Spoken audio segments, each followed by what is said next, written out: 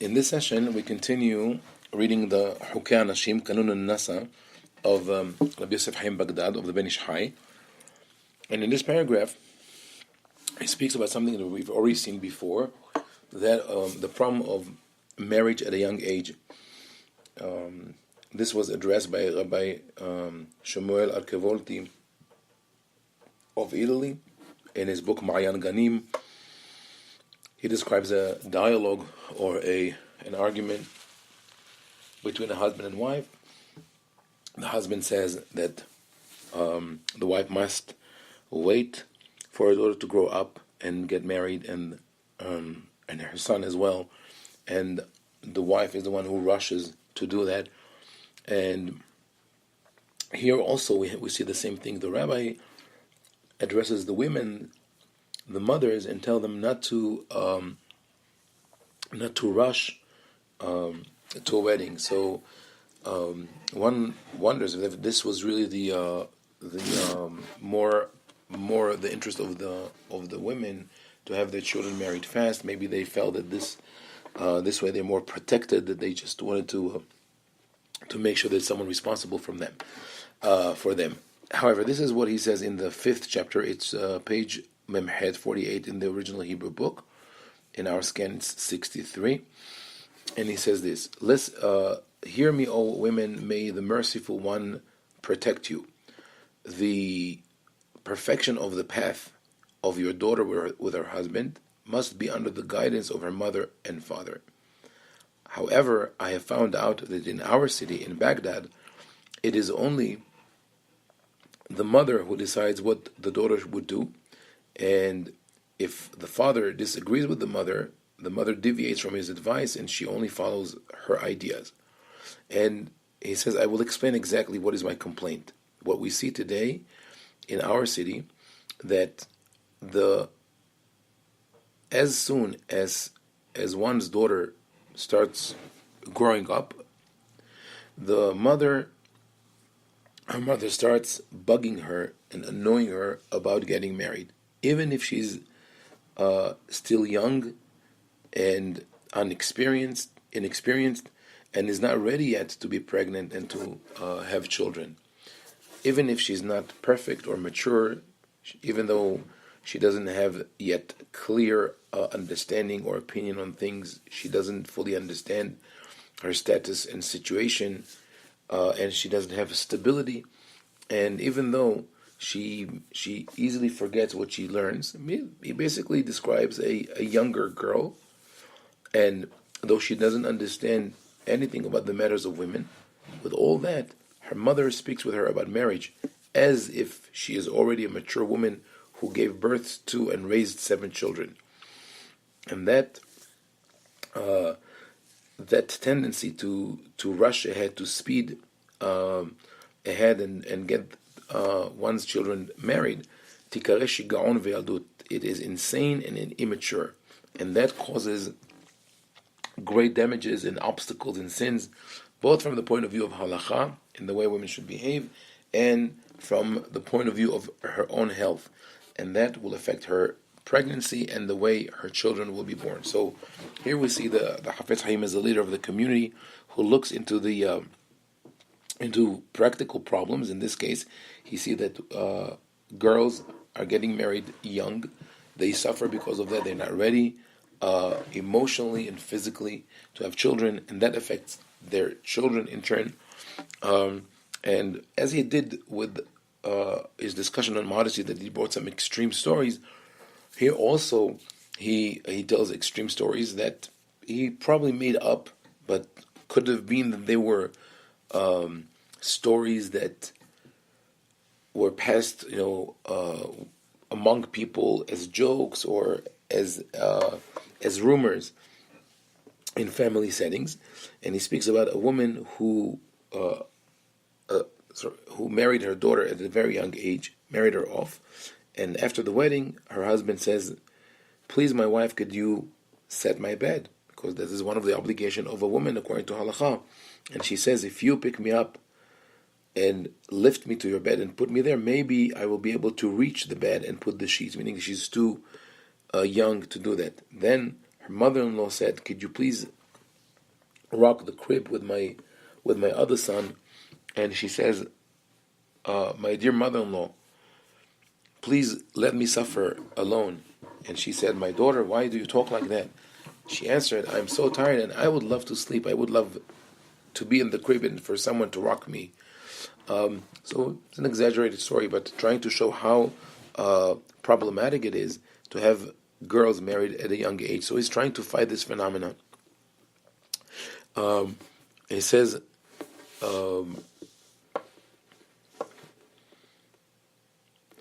another story that one girl was married at a young age, even younger than what was common, and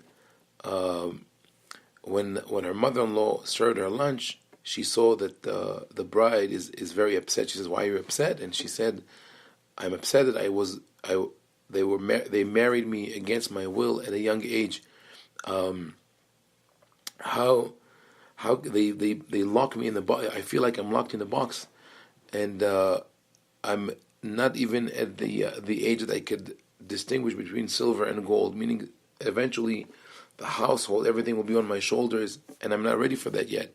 So the mother-in-law says, "Just get up and eat, because eventually you will grow up."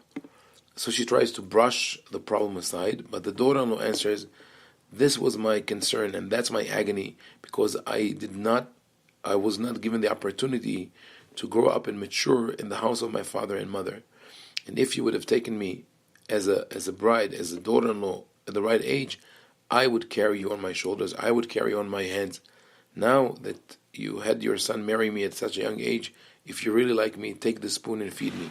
So the banish himself says, "I told you those stories as parables, so you would learn from them wisdom and intelligence. And if you really want to be calm and peaceful, do not let your daughter marry until they grow up in front of you, under your tutelage, under your guidance.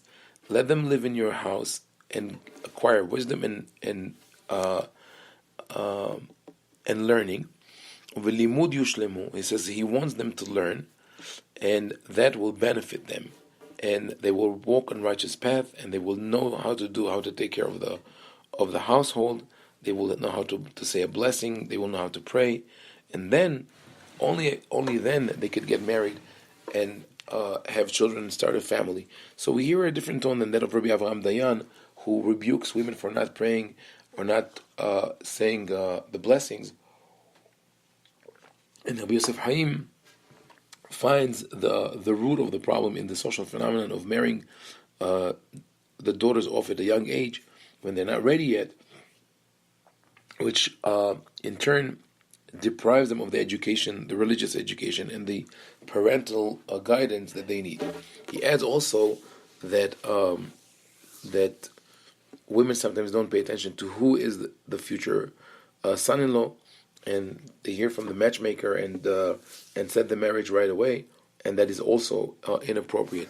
But this whole discussion is an attempt by the Chacham, by Rabbi Yosef Haim, to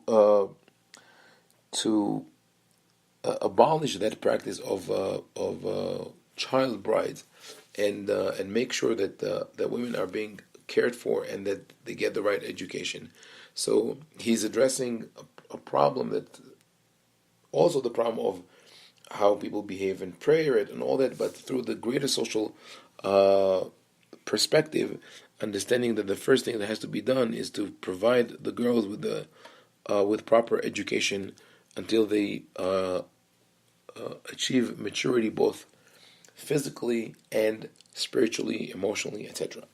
In the 6th chapter, he speaks about the discrimination against girls.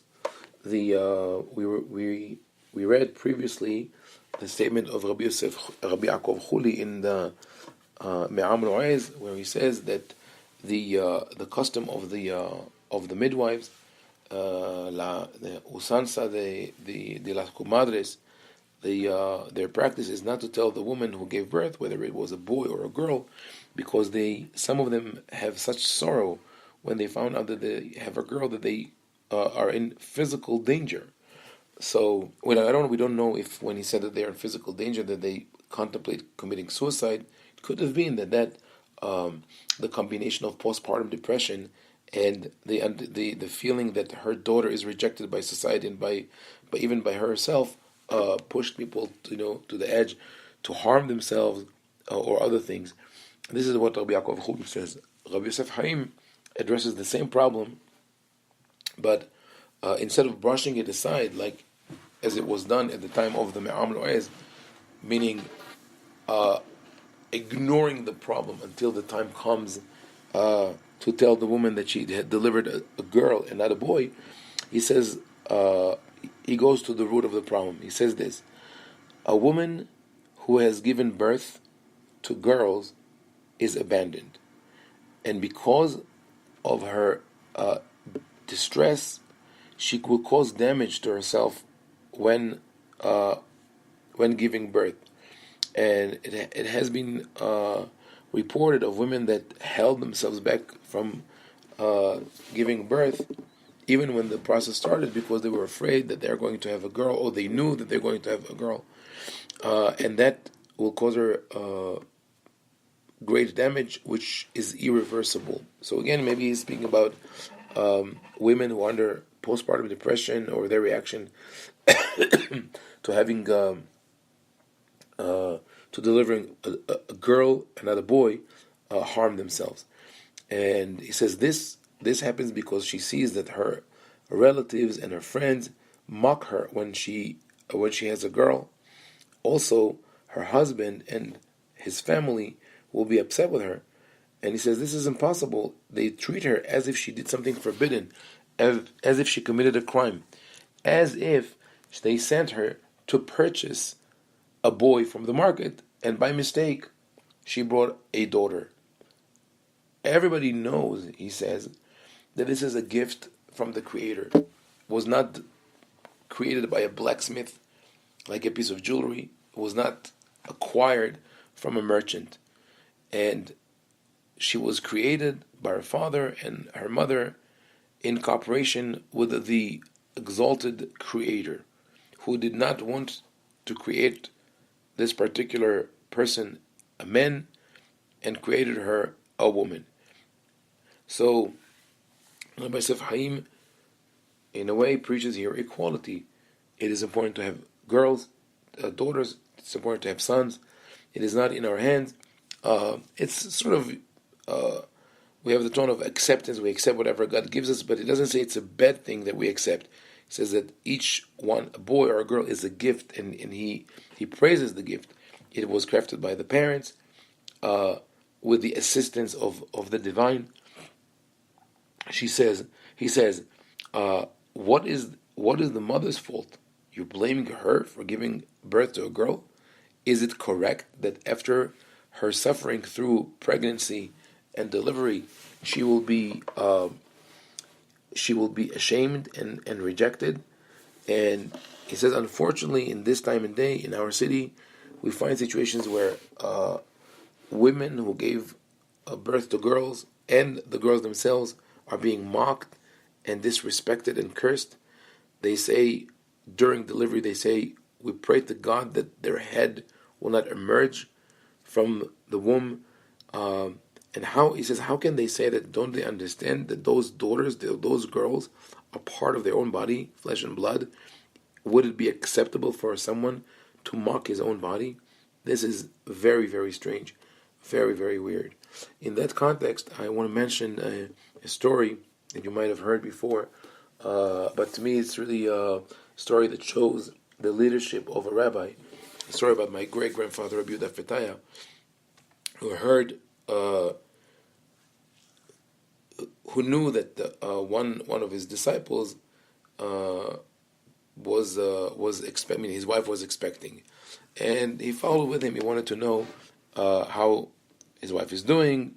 Did she have the baby yet? And at a certain point, this disciple avoided him, didn't want to answer his questions. He realized that something is strange there, so he finally was able to get from him that the woman behaved in a weird manner after she gave birth, and they sent her to a foster family in an Arab village. So it's most probably she had postpartum depression, but that is a part of the story that I don't know whether she had a boy or a girl. But in the context of what Rabbi Yosef Haim says here, it's very probable that she gave birth to a girl. My great grandfather went with his daughter to the village, found her, fed her, helped her recover her strength to make the travel from this village to Baghdad, and then he brought her home. And for a couple of months, the women of the family took care of her until she was strong enough to confront her husband. And my great grandfather was involved also in rebuking the husband and putting the family back together. Let's go back to the writing of the banish Haim. He says, "It's true, I know that everyone wants to have a son, but one who has a daughter should not feel sorry and should not be upset. How can he complain against God? How can he reject the gift that God gave him?" And here he makes an interesting statement. It says, "Look at people around you, of those who showered their sons with love and did not care that much about their daughters. And you will see that many women who took better care of their sons, all they got in return was an evil, bad behavior and pain and suffering, since they left the right path and became what he called mekur kalim v'ra'im. They spoiled their behavior and their character. Meanwhile, their daughters, that maybe they didn't invest that much in them, turned out to be wonderful people, married righteous men, had children boys also, who are righteous. And he says, if those women would have known that their sons will turn out that way and that their daughters will turn out that way, they would have been wailing and mourning when their sons were born and rejoicing when their daughters were born. So therefore one should also always praise God for what he has. So this is also amazing that he launches this campaign to making sure that that women treat their daughters in an appropriate manner and they do not reject them. So those two segments from the banish High, where he speaks about the importance of waiting for a girl to get married at an older age, and of respecting the birth of the girl like one does with the birth of the boy, is extremely important. Adding to that, I'll say that from my mother I heard that people considered the birth of a girl to be a curse. From my father I heard that when my oldest sister was born and he received an aliyah in the synagogue, he asked the cantor to sing a song, because it is customary among the Sephardim to sing a song, a poem when one has a happy occasion, so bar mitzvah or brit milah or wedding. And my father demanded from the Hazan, from the cantor, to sing a song. And the cantor, who was much older, I think, trying to calculate, probably was born in around 1900, and that happened in the 1950s, the late 1950s. The cantor answered in Arabic, "Gher bneti," but it's only a girl, so why should I sing for her? And my father insisted that he would not start the aliyah, would not say the bracha, unless the cantor sings a song. Today, in most Sephardic community that I'm familiar with, when Avi Habad, when there's a celebration for the father of a girl, the father gets the aliyah, and everybody's singing. There are several songs that people sing. The most famous is Ya Allah, Ya Allah. Another one is a Navaya Fatzivia, written by Yehezkel Albeg, who was of Iraqi origin and lived many years in Brooklyn in the certain community. There's also the custom in the Iraqi community to celebrate the birth of a baby girl with Zevet Abad, the naming of the baby girl, which in other communities is done in the synagogue, but the Iraqis used to have, they still have it, a big celebration at home, and they prepare bags of candies, and at a certain point, some people do that, put it in little clay or ceramic utensils, and they break them, and the candy is spread all over. Maybe it is meant to drive away the ayin hara. I'm not sure about the origin of this practice. We'll get to the last segment that we have here from the Kanun and Nasa of the banish, and then we will continue to some Kabbalistic teachings. At the end of the book, he says this: women, O women, may the merciful one protect you. If you tell me, you have commanded us to treat our husbands in a certain way, you should also command our husband to treat us in the same way. You are right. He says, you're right in saying that this should be mutual. And I do have many many guidelines and commandments to tell your husbands and how they should treat you. But this specific book is meant especially for you. And in another book, I will explain things that are meant for the husbands. But I will say here those brief words. Everybody knows that he who shows his wife respect and love will be blessed through the shining of the light of her countenance. And when God helps me, I will explain those things in the appropriate place. So it's interesting that he uses the term or panea, just like as in the, of course it was in the Arabic, but in the Birkat Kohanim, we say, Yair Hashem panav elecha, may Hashem shine His countenance upon you. And that is a concept that is mentioned in the Talmud already, that the ena baracha shura, that the blessing comes to a man only because of his wife. Obviously, if a couple lives in harmony and with mutual respect, they could be more successful. But he concludes with one more advice. He says this: O women, listen to my words and understand my advice. It is true that the man is not allowed to get upset at his wife. He cannot curse her, he cannot shame her, he cannot raise his hand against her. And if he did that, if he either verbally or physically abused her, his sin is unforgivable in front of God and in front of the angels. However, if he did sin, if he did cause her some discomfort, even if he raised his hand, the woman must be patient. She should be submissive and forgive. She should not cry. She should not shed tears. And she should not say harsh words against him. Because, now, he argues that he's not asking the woman to be submissive in order to forgive her husband everything he does, but rather that if she cries because of what he does to her, her words and her tears will go up to heaven, and will as a result, God will punish her husband. And if her husband is damaged, she is damaged as well, because they are one body. There is little doubt that the banish is alluding here to the famous story written in the Talmud in Ketubot Samech Bet Amud Bet, Ketubot page 62 side B, about Rav Rehumi. And here's the story. Rav Rehumi ava shachich kamed Rava b'Mechoza. Rav Rehumi used to study with Rava in Mechoza, the same Mechoza that Rava didn't like because of the behavior of the women. He would come home every year on the eve of Kippur.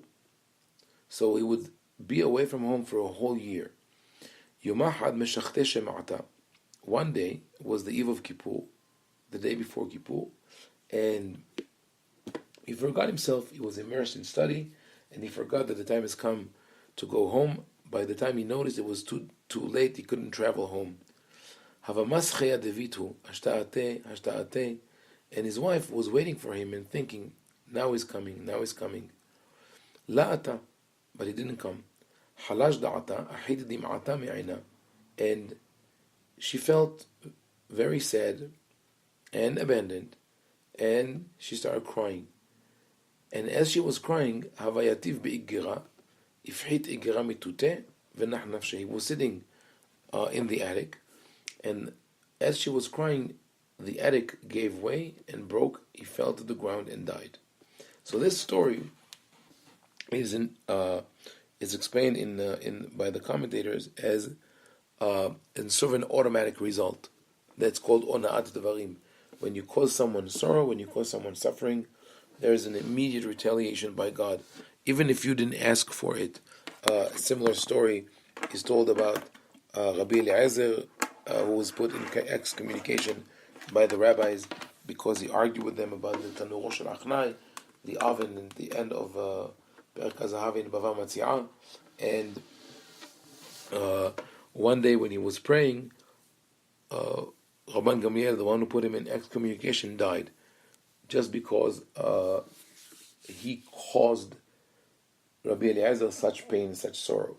So Rabbi Yosef Haim here argues that a woman should forgive her husband because if she doesn't, she will cause him damage. He uses an analogy. He says, imagine that you hold an axe and try to chop a tree, and then the blade or part of the axe hits your body. Would you get upset at your hand for causing damage to your other hand? She should consider her husband to be part of her body and not be upset at her, and not be upset at him, because everything, whenever she's upset at him, this will come back to haunt her and her children. Now, that is a huge problem. I have to mention that because although there's room to say that he's relying on the story from the Talmud,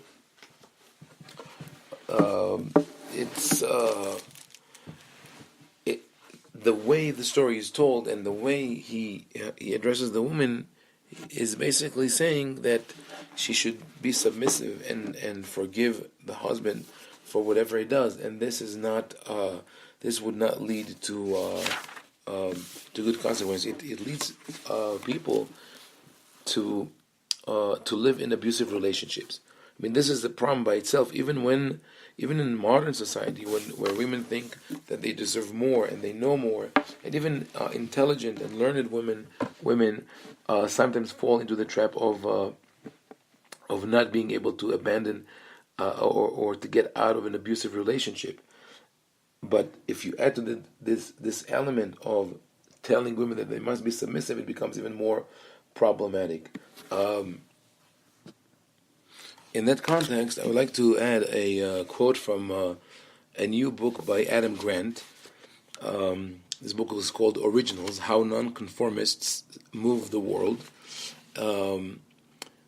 And in page 6 of the book, he cites a research that was done by psychologist John Jost about elections and about conformity, and he concludes the following: people who suffer the most from a given state of affairs are paradoxically the least likely to question, challenge, reject, or change it. And Grant himself writes this: justifying the default system serves a soothing function. It's an emotional painkiller. If the world is supposed to be this way, we don't need to be dissatisfied with it. But acquiescence also robs us of the moral outrage to stand against injustice and the creative will to consider alternative ways that the world could work. So, in that, going back to the banish high, this is the great danger that I see in that statement, that by telling women you have to be submissive, you have to accept what the husband does, he puts them in that situation where they do not find in them this outrage, this understanding that this is not acceptable. And the moment you embark on that path, they say, okay, this is acceptable. Okay, so he told me that. What can I do? Let's forgive him that. Then it becomes more abusive. Then there's sometimes physical abuse. The the children and herself may be deprived of food or provisions. I've seen in known cases like that, and the more time passes, it's harder for the woman to get out of it, both because of this kind of acquiescence of accepting that this is the default situation, that there's nothing that she could do about it, but also because the problem of being invested in a thing. Once you've invested in something, you could, if it's a bad investment, you could sink more and more energy and money into it, because you think that if I wanted to abandon it, I should have abandoned it long ago. I stayed around and I'm still trying to salvage something from it, so let me continue with that. So the better advice would be that forgive errors that were done maybe indeliberately and did not cause you damage or irreversible damage. But even when you forgive, do not forgive a habitual offender if that pattern of behavior repeats. However, when we take into account the totality of what Rabbi Yosef Haim says, I only brought fragments from the book, but we see that he goes both ways. There are places where he tells the woman to be submissive, to be modest, to be shy, etc. But he also protects the rights of women. And that, I think, is part of the Iraqi Renaissance. There were rabbis in Iraq who were very much more open-minded, more in favor of women. One of them is the banish, the other one is Rabbi Abdullah Somech, the other one is my great-grandfather Rabbi Ovadia. We've read about and learned about Mrs. Farha Sassoon, her husband, her family. There is this tendency, and I see it among Iraqi women of my parents' generation and generation before, and definitely in the younger generation.